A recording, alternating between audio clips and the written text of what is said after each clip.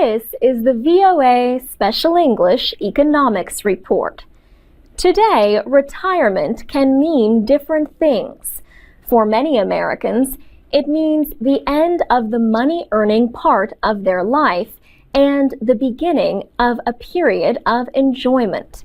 But retirement calls for planning and savings. In many countries, employers may offer some kind of retirement savings plan. The plan could be linked to the company's stock or to a managed investment service. Almost any financial planner will say workers should use these plans to save money easily, often directly from their wages. But an employer plan should not be your only way to save for retirement. Pete DeRuta heads his own financial planning company and gives retirement advice on radio shows and television. He tells people to save whenever possible. But he says as retirement nears, you must take fewer financial risks. There's 3 stages of life there when we look at it. There's the part where you're earning money.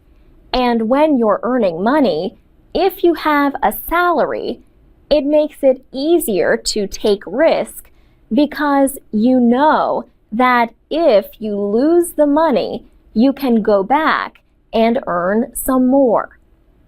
By risks, Pete DeRuta means investing in stocks and other financial instruments that can lose value quickly.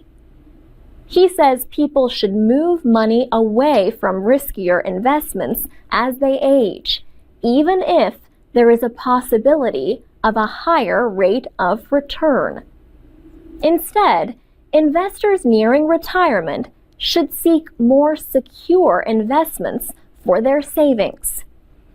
But then we get to the transition phase, when we're within 5 years or so of retirement. I call it the financial red zone because now is the time when you need to protect what you have. You need to start transitioning away from the risk of Wall Street and into safe places that guarantee lifetime income. Pete DeRuta has a simple way of deciding how much of your retirement savings should be at risk.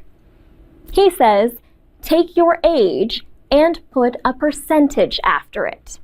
That is the percentage of your retirement savings that should be fully protected from losing value.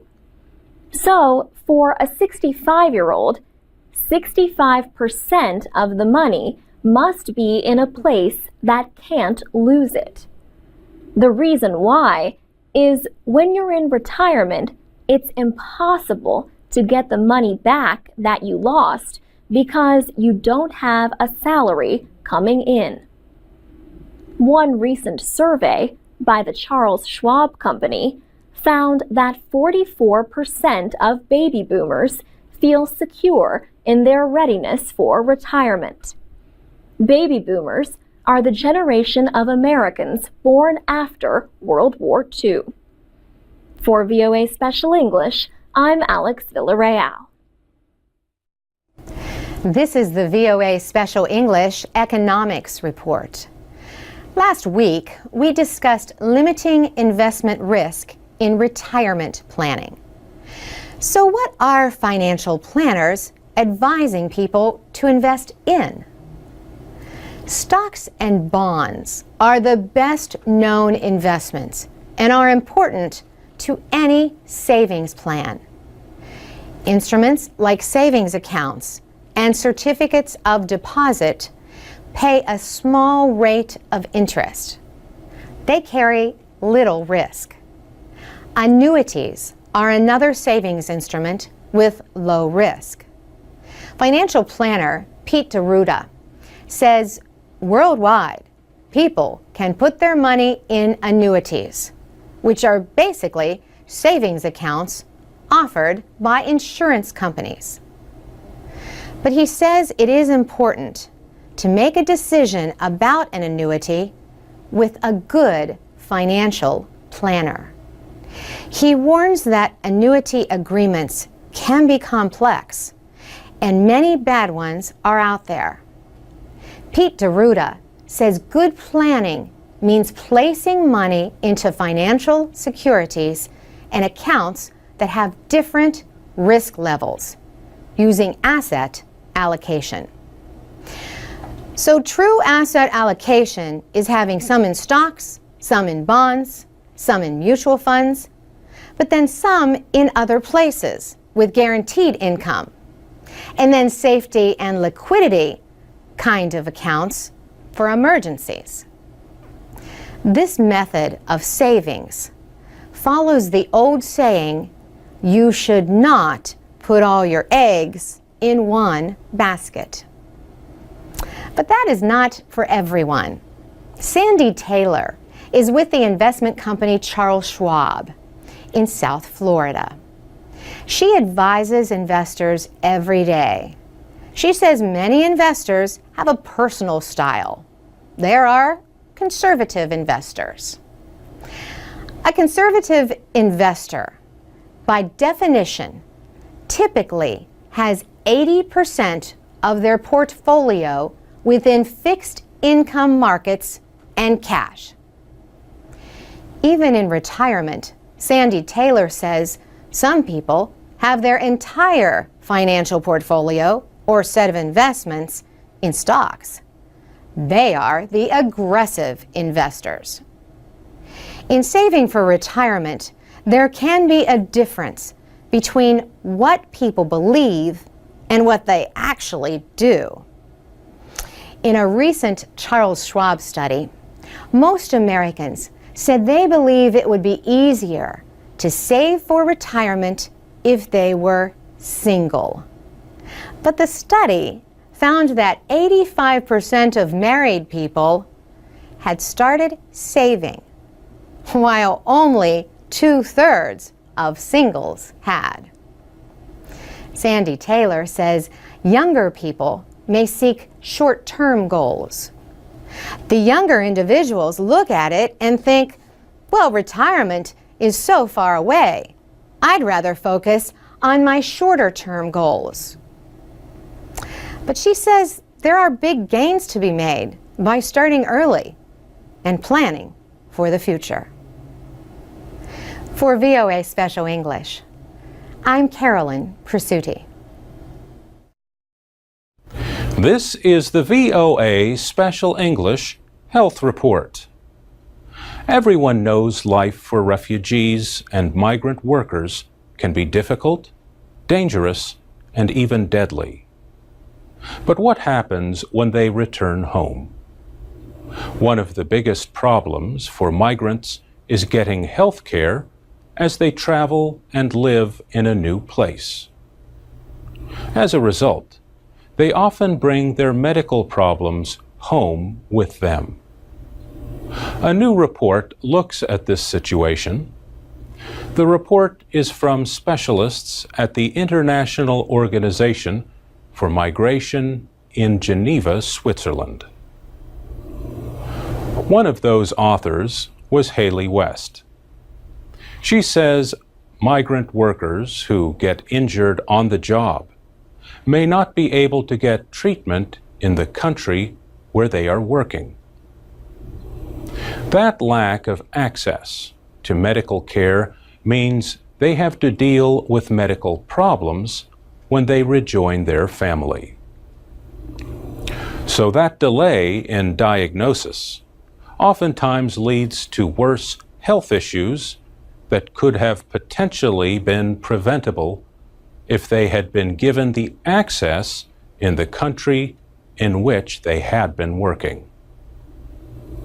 Not all migrants travel for economic reasons. Many are forced from home by natural disaster, war, or civil unrest. And not all health care needs are physical. Another author of the report, Rosalind Borland, says refugees may face years of mental health problems. Another problem for returning migrants is that they may not have much to return to, she says. If the community was destroyed by the natural disaster or the war, then the health system has also been damaged, and the ability of that community to continue to keep people healthy is also challenged when they get back. The authors of the article call for policies to consider the needs of returning migrants and to make sure they can receive health testing. The report appeared in a 6-part series on migration and health in the Public Library of Science journal, PLOS Medicine. The journal editors say, if internal and international migrants comprised a nation, it would be the 3rd most populous country in the world, just after China and India. The editors say population mobility is among the leading policy issues of the 21st century. They say officials have not given enough attention to policies to protecting migrants and global health. And the efforts have been made more difficult by a lack of coordination between countries. For VOA Special English, I'm Mario Ritter. For more programs and activities for English learners, go to voaspecialenglish.com. This is the VOA Special English Health Report. A pacemaker is a small device that doctors place in people with an abnormal heartbeat. If a heart beats too slowly, the pacemaker will use electrical signals to help set a normal rate. Some devices include a defibrillator, which gives a shock if the heart beats too fast. Pacemakers may be permanent or temporary, but one thing is sure, developing countries need more of them as more people get heart disease. A big problem, however, is the cost. Buying and implanting a pacemaker costs from $5,000 to $15,000. But doctors at the University of Michigan think they know a way to lower that cost. The idea is to reuse pacemakers.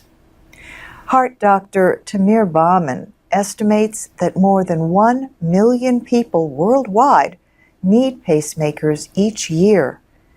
He says reusing a pacemaker is an ethical way to provide health care to those who have no other way to get one.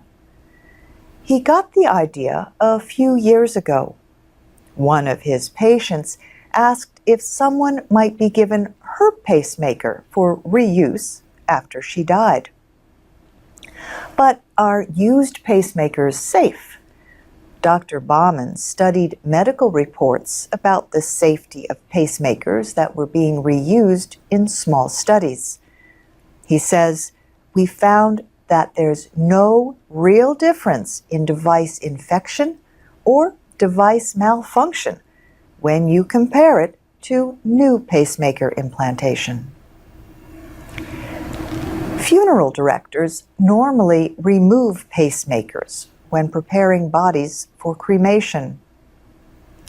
Pacemakers can explode if they are burned.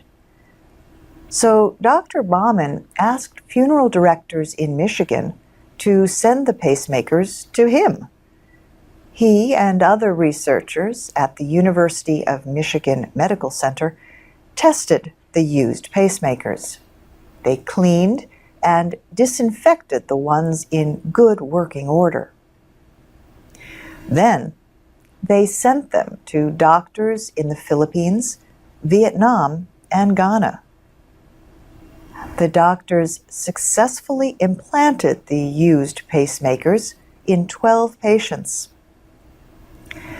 The findings were recently presented at a conference in Washington of the American Heart Association. Now, Tamir Bauman has asked the United States Food and Drug Administration for approval to do a larger test.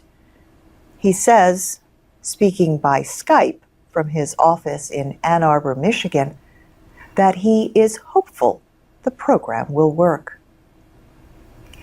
He hopes other centers in the United States and Europe can form their own programs and help countries in Africa and Asia that have no other access to these kinds of devices. And that's the VOA Special English Health Report. From VOA Learning English, this is the Health Report. A new study says rich people will live up to 15 years longer than poor people in the United States.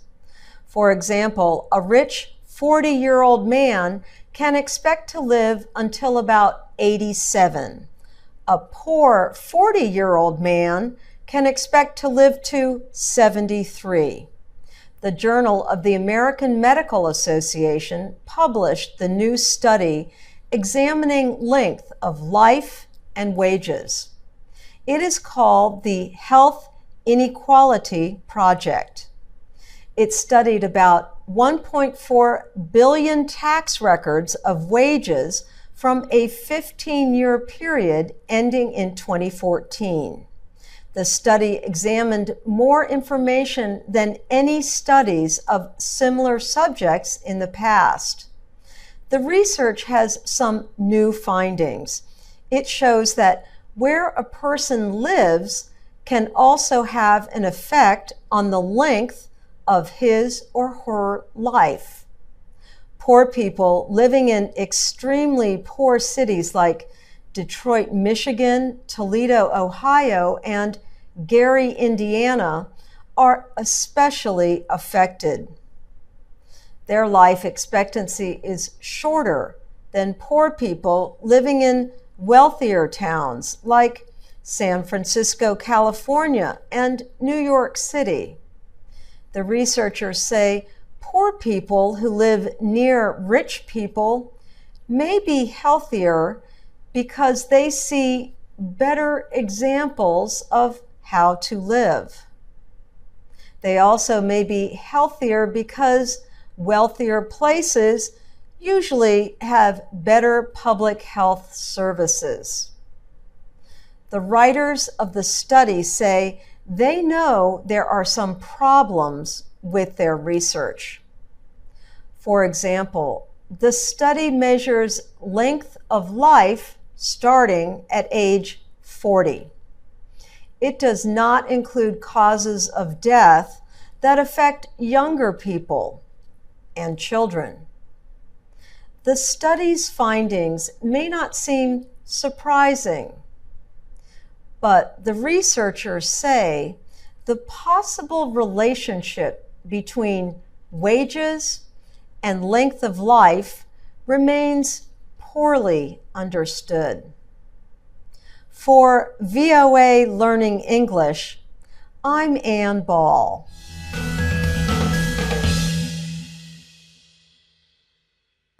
From VOA Learning English, this is the Health Report. The ancient Romans are known for military strength and political complexity, but the empire also developed a public sanitation system. The Romans built public latrines or toilets with many seats and washing areas. They also brought in fresh drinking water and warm water for cleaning. They even had laws to keep the towns free of human and other waste.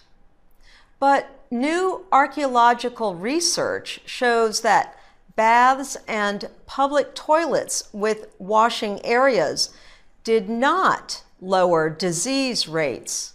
In fact, some diseases slowly increased compared to the period just before Roman rule of Europe.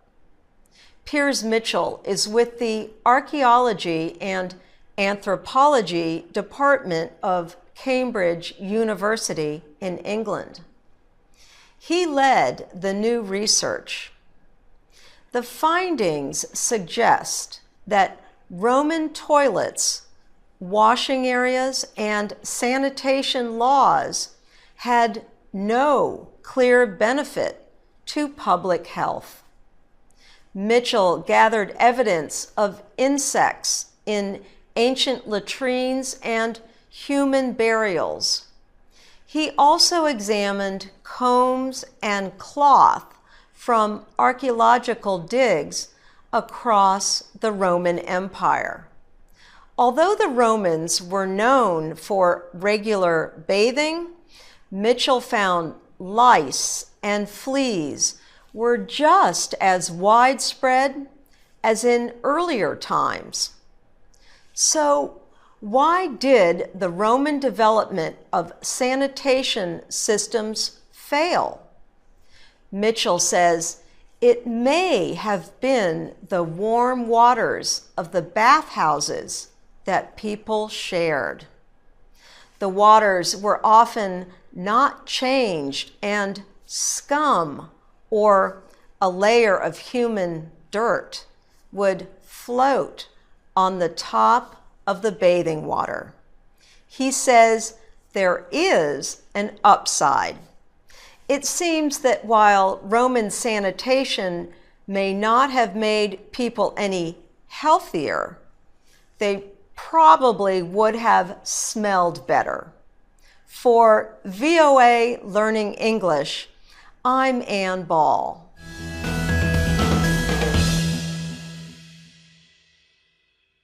From VOA Learning English, this is the Health Report.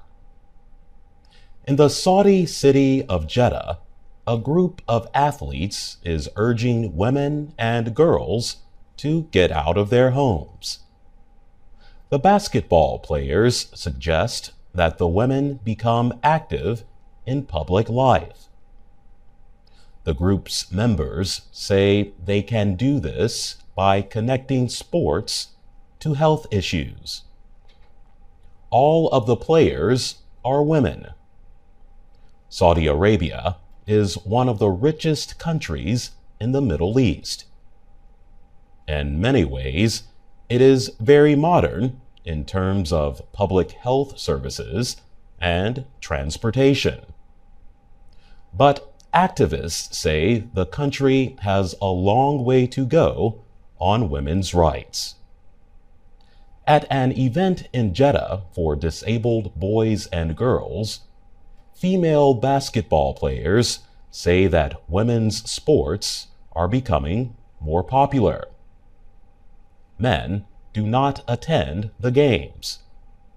The players wear head coverings and white uniforms that extend over their arms and legs. Players say women's rights in Saudi Arabia have come a long way in recent years. But they say many freedoms, like the right to drive a car, still seem far away. Last year, women in Saudi Arabia voted for the first time. 20 women were elected into local offices. Female athletes say they believe Saudi women's sports will be accepted in the same way someday. Deborah Parkwood is head of the Jeddah United basketball team. She says there are great female athletes in Saudi Arabia. She says the girls want to train harder, play harder, and compete for their country internationally. For now, players say local women's sports are having an immediate effect. They say it shows mothers the value of physical exercise for themselves and for their children. For VOA Learning English, I'm Jonathan Evans.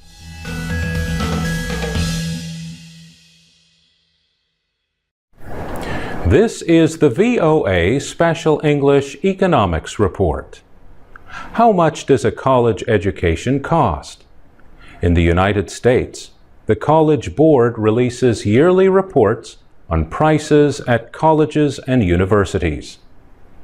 The group bases its findings on published tuition and fees, meaning the prices officially listed by the school. Students might pay less, for instance, if they receive scholarships. Nationally, tuition and fees at public four-year colleges and universities rose more than 8% during the academic year that just ended. The increase was 7% if you exclude California. California has about 10% of the nation's full-time students in public four-year colleges. In-state tuition and fees averaged more than $8,000 nationally. The average total charge, which includes housing and meals, was $17,000. The total charge for students from out of state was $30,000. Tuition and fees increased 4.5% at private nonprofit four-year schools. That was still higher than the inflation rate. The average was $28,500. For-profit schools charged an estimated $14,000 in tuition and fees. That was up 3.2% from the year before. One way for parents in the United States to start saving for college when their child is still very young is called a 529 plan. The plans are named for the part of the federal tax law that created them in 1996. All 50 states and the District of Columbia offer them. Private investment companies operate most of these plans, and each state has its own rules. Many plans are open to families from other states. 529 plans offer different investment choices. Families must decide how aggressively they want to put money into stocks, bonds, or other investments that can rise or fall in value. There are limits on how much families can put into 529 plans. Another choice is called a prepaid tuition plan. Parents can pay for an education at a public college or university in their state while their child is still growing up. But what if the child decides to go to school out of state, or not at all? The money can go to educate another family member, or the parents can withdraw it and pay taxes on the gains. There are other ways to save for college while also saving on taxes.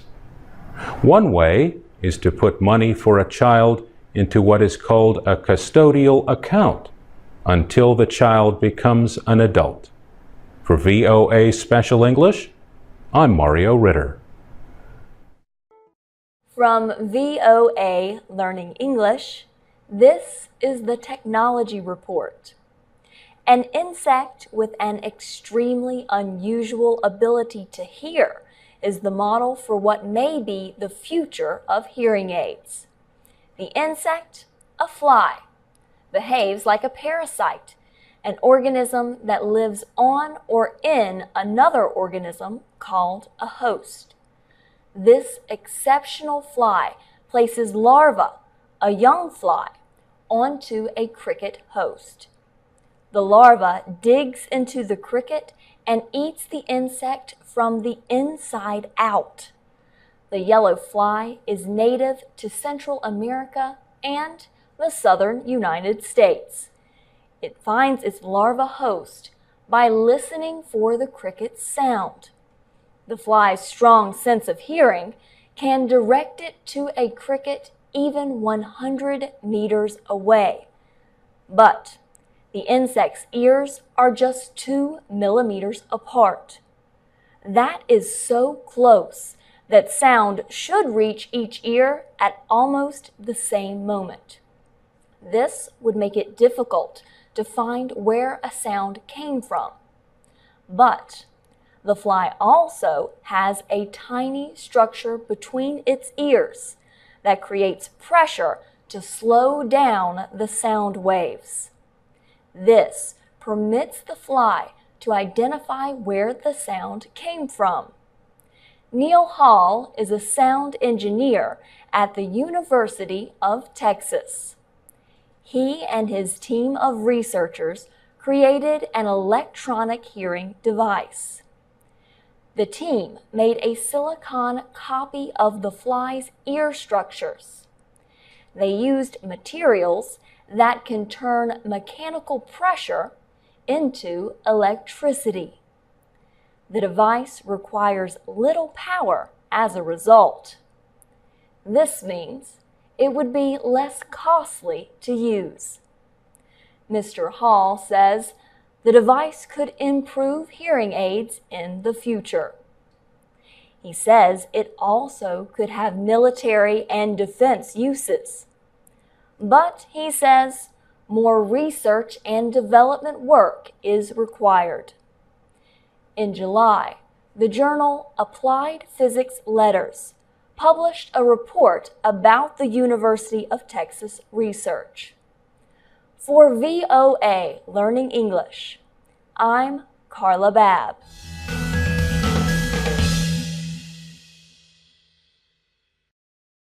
From VOA Learning English, this is the Health Report in Special English.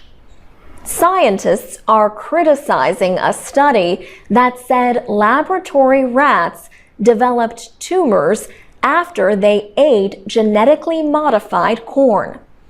The research appears in the journal Food and Chemical Toxicology and includes pictures of rats with large tumors.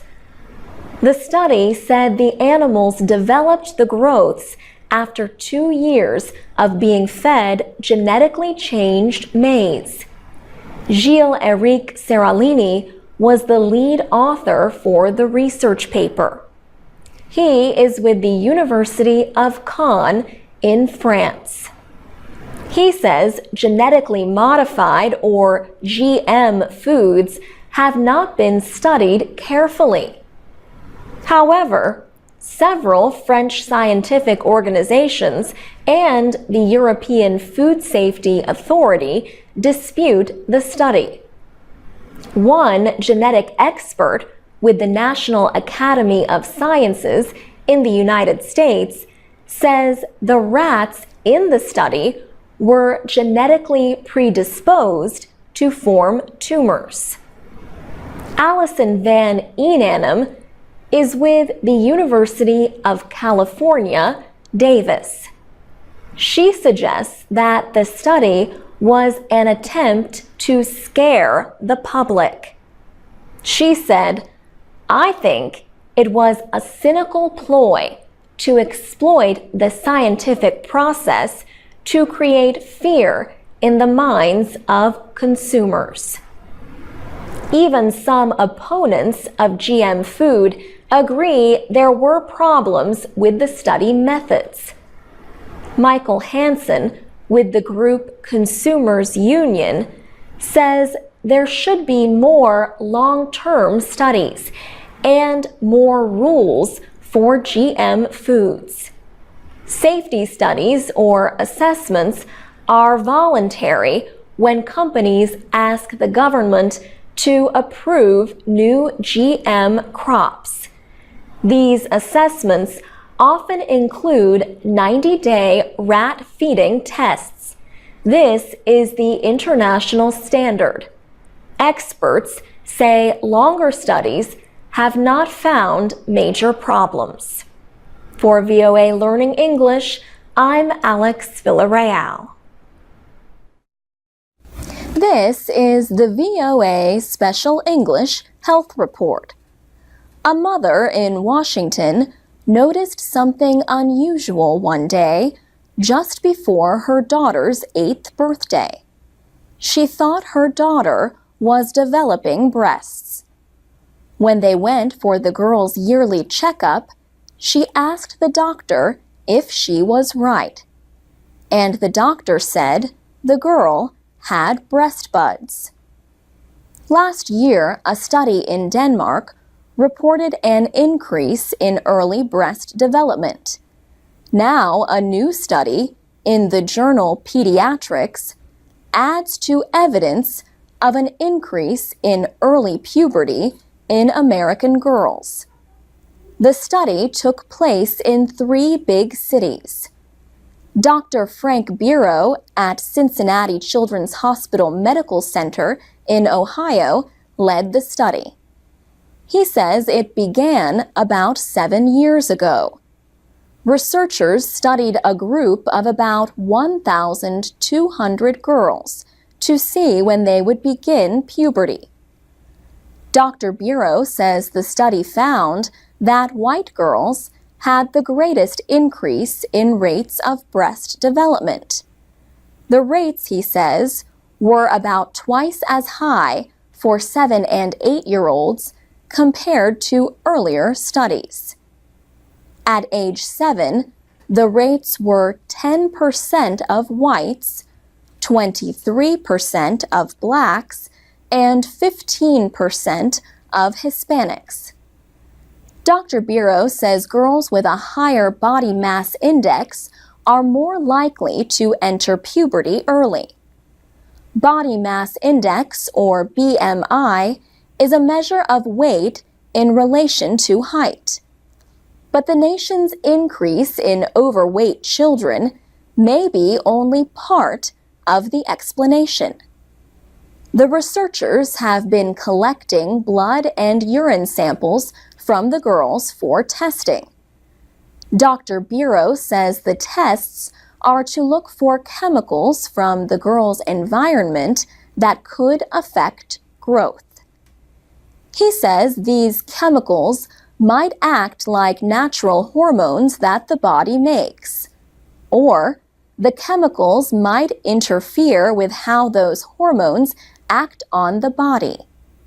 He says these chemicals could include growth hormones fed to farm animals, but they could also include chemicals such as phthalates. These are used to make some kinds of plastics and other products. Dr. Bureau says personal care products contain chemicals that could affect the timing of maturation or other body functions. But researchers must wait for all the girls to enter puberty before they can understand the effects of environmental chemicals. Dr. Bureau says less research has been done to look for early puberty in boys.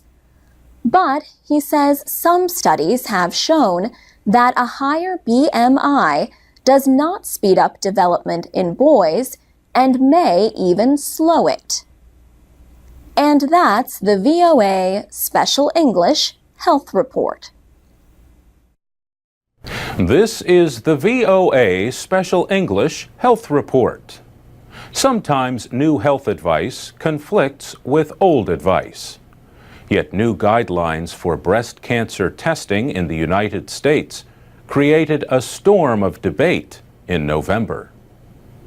The advice came from experts who are appointed by the government to develop guidelines for preventive services like mammograms. The experts advised most women to get fewer mammograms. They said the risk of needless treatment outweighs the good from more tests. The new advice is to get tested every 2 years instead of yearly, and to start at age 50 instead of 40. The task force must not consider medical costs, but critics accused the Obama administration of trying to limit mammograms to save money. The administration pointed out that the current members of the group were appointed during the last administration. And officials said the study had begun long before the latest debate on health reform. The House of Representatives passed health care legislation in November, and the Senate agreed to begin full debate on its own bill. The Secretary of Health and Human Services said the new advice would not affect government policies. Kathleen Sebelius advised women to keep doing what you have been doing. Some say they worry that health plans might pay for fewer mammograms now. But every state except Utah requires insurance companies to pay for testing women in their 40s. There appeared to be less reaction a few days later when a different group released new guidelines for cervical cancer testing. The American College of Obstetricians and Gynecologists said the timing was just by chance. The new guidelines say women age 21 to 29 only need to get a Pap test every 2 years instead of yearly. Girls are advised to begin testing within 3 years of when they first have sex, or in any case, no later than 21. A Pap test looks for abnormal cervical cells that could become cancer. Doctors may remove suspicious growths, but the experts say that in most cases in young women, these growths would go away by themselves. Removing them can lead to problems such as scarring and the need for cesarean births later. Cervical cancer is highly curable if it is found early. Pap tests have saved countless lives.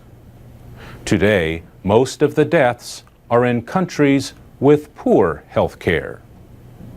And that's the VOA Special English Health Report.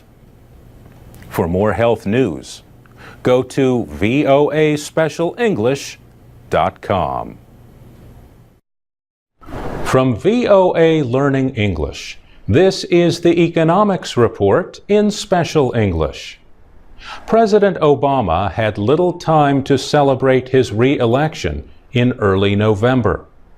He now turns his attention to negotiations with congressional leaders.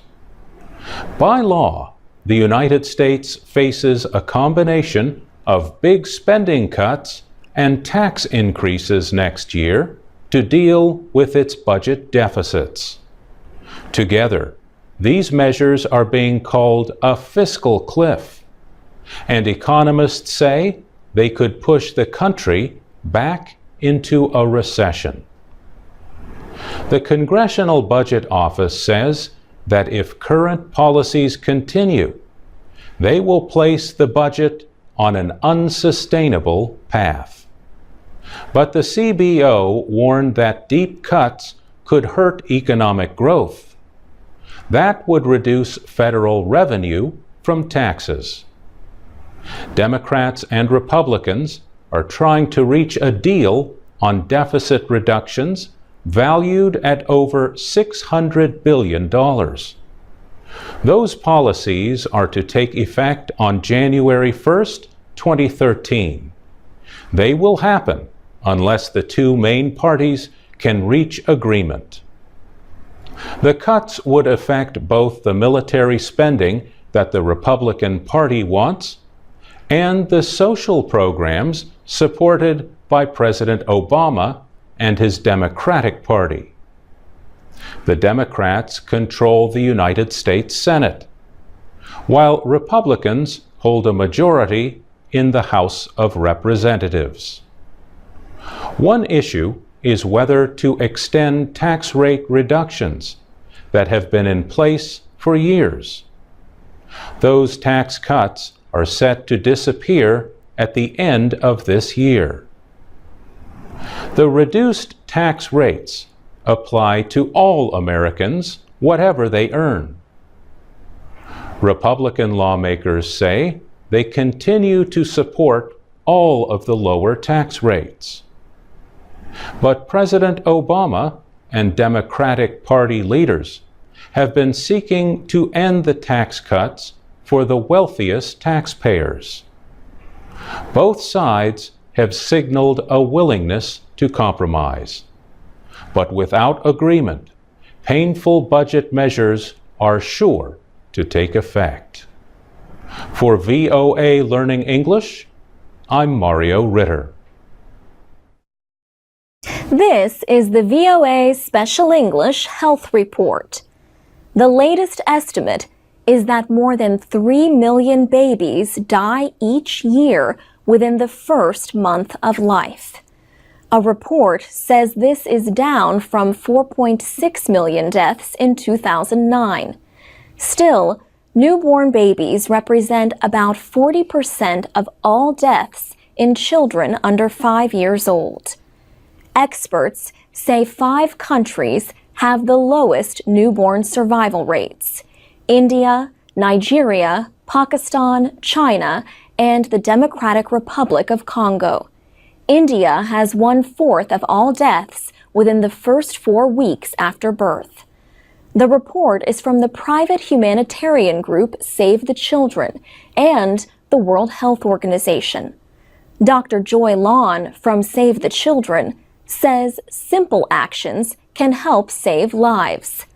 Not delivering the baby onto a dirty surface, drying the baby, keeping the baby warm, and feeding the baby straight away resulted almost in a halving of the newborn deaths in a very rural area in India.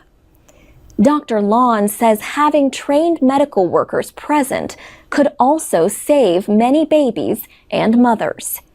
If you had the health workers with the right equipment and the right drugs in these settings, definitely maternal deaths, neonatal deaths, child deaths could be halved.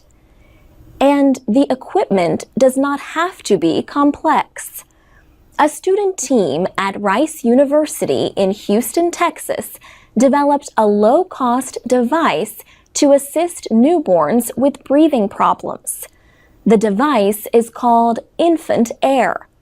The researchers plan to test it at a hospital in Malawi, then develop training programs for nurses and hospital technicians. The World Health Organization estimates that about 1,500 pregnant women die each day. Millions more suffer infections or injuries from pregnancy and childbirth. A recent conference in Washington presented winning ideas in a competition called Saving Lives at Birth. The top honors went to Dr. Michelle McIntosh and her team at Monash University in Australia. They plan to manufacture a dry powder containing the drug oxytocin. Oxytocin reduces the bleeding after birth that causes 25% of all maternal deaths. The powder would be used in a spray that the mother could inhale into her lungs. The contest organizers included the U.S. Agency for International Development and the Bill and Melinda Gates Foundation. There is evidence that programs to reduce newborn deaths are starting to make progress, especially in parts of South Asia. But progress is slower in Africa. The new report says Africa could need more than 150 years to reach the current survival rates in the United States or Britain. For VOA Special English, I'm Alex Villarreal. This is the VOA Special English Health Report. We talked last week about ways to avoid cold weather injuries. Today, we are going to talk about emergency treatment of hypothermia. Hypothermia can be mild, moderate, or severe. Mild hypothermia is something that most people have experienced if they live in cold climates. You feel so cold that your body starts to shake. Not very much, but uncontrollably. The treatment for mild hypothermia starts with getting out of the cold and, if necessary, changing into dry clothes. Drinking warm, non-alcoholic liquids and eating something sugary can stop the shivering. Taking a warm bath or sitting by a fire or doing some exercise can also help the body warm up. These are all common sense treatments. But treatment changes when people enter the moderate or severe stages of hypothermia. In that situation, their body temperature drops below 35 degrees Celsius. They lose the ability to think clearly. Their muscles become stiff. They might bump into things or fall over objects. We got advice from a park ranger experienced in search and rescue for the National Park Service in California. Adrian Freeman explained that rescuers will first try to prevent additional heat loss. They will place extra covering around the chest, head, and neck of hypothermia victims to keep them warm. It is important to work fast to get people out of the cold. Hypothermia victims need medical help as soon as possible. But it is equally important to move them slowly and gently. Any rough or sudden movement can force cold blood from the arms, legs, and hands deep into the warmer middle of the body. The sudden flow of cold blood can create shock, a serious condition. It can also cause a dangerously abnormal heartbeat. The process of rewarming a person needs to be done slowly in a hospital setting. Ranger Freeman said members of search and rescue teams have a saying that victims are not dead until they are warm and dead. An extremely low body temperature can cause the heart to beat so slowly that a pulse may be difficult to find. In other words, a person who is suffering from the effects of severe cold may seem dead, but still be alive. And that's the VOA Special English Health Report. If you missed last week's advice about how to avoid cold weather injuries, you can find it at voaspecialenglish.com. And you can follow us on Twitter and YouTube at VOA Learning English.